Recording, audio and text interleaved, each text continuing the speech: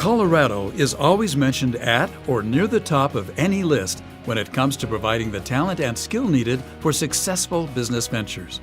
Leaders in Colorado want to compete nationally for high-paying jobs of all kinds.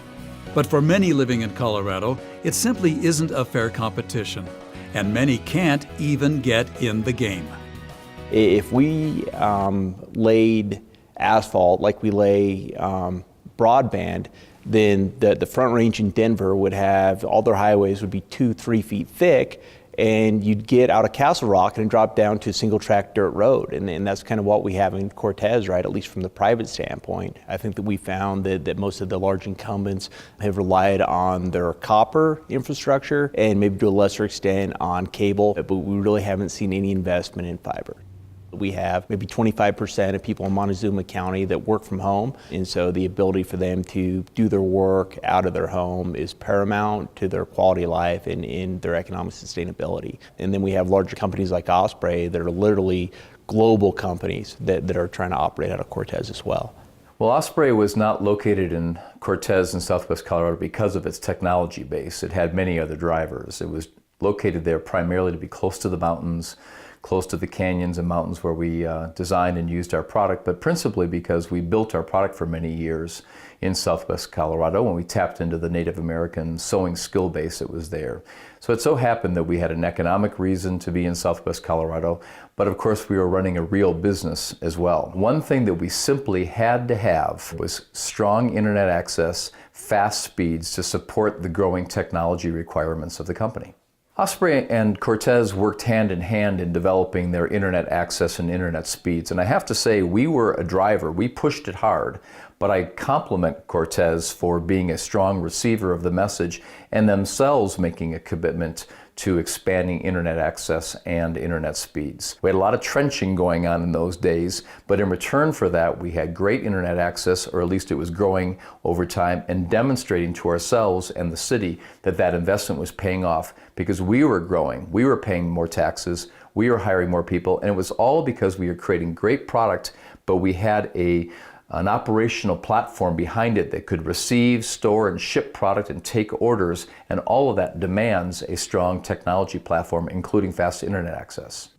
Broadband, access to the internet and all it offers, is more than just a tool for economic development. It's simply become a necessity these days for people, community services, and education.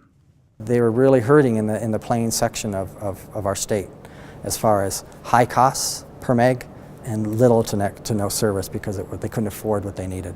They don't have the service into town. The telco just doesn't simply have enough line into town to turn up the speeds that's needed by the districts. They can't test.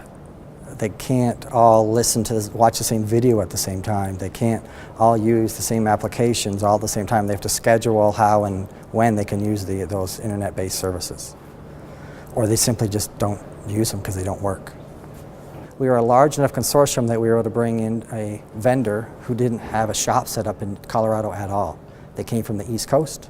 They can purchase the services from the same provider the incumbent provider, put their services on top of it, which is what I'm seeing as a consumer, and deliver it cheaper than the incumbent is willing to deliver it themselves. Just as there wasn't a business case to be made for electric companies in the 1920s and 30s, in which electric companies refused to build the necessary power lines to provide sufficient electric services to rural areas, we now see broadband providers making similar claims that costs are too high and deployment too difficult to reach rural Colorado. We provide high-quality care to a very large demographic area that has a very small population. The population is aging. As we try to get out to see them so that they don't have to come see us, telehealth becomes even more important. I'm not a clinician. I don't provide patient care, so the only way that I can help the community is to provide them with the technology that would give them access to health care that they would otherwise have to travel long distances, pay exponentially higher costs, speak to people that they've haven't been speaking to their entire lives. I've had some very, very heated discussions not only with the incumbents, but with other internet service providers that are chomping at the bit to get in and help us, but otherwise can't afford it, aren't allowed to do it, or have too many obstacles to make it worthwhile on their end. The only way that I was able to get that answer was to actually reach out to a state legislator to have them start having this conversation for me. The incumbent would not speak to me after a couple of conversations trying to get an explanation as to why they're unable to do something that is pretty much standard practice anywhere else across the country. Just because we're rural, I don't think that means that we should be able to be taken advantage of. The word fair doesn't even compute in this point. It's just the right thing to do. And if you're unwilling to do it, then leave and let somebody else come in and help us. Or let us help ourselves. In the 1900s, it was government that had to step in to get the lines built with the Rural Electrification Act of 1936. Government was a successful part of the solution. Today in Colorado, many believe government needs to have the opportunity to be part of the broadband solution in our state.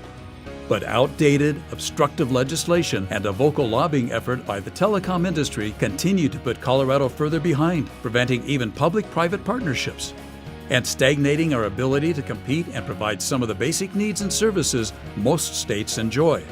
The time is now for state and local government to be part of the solution.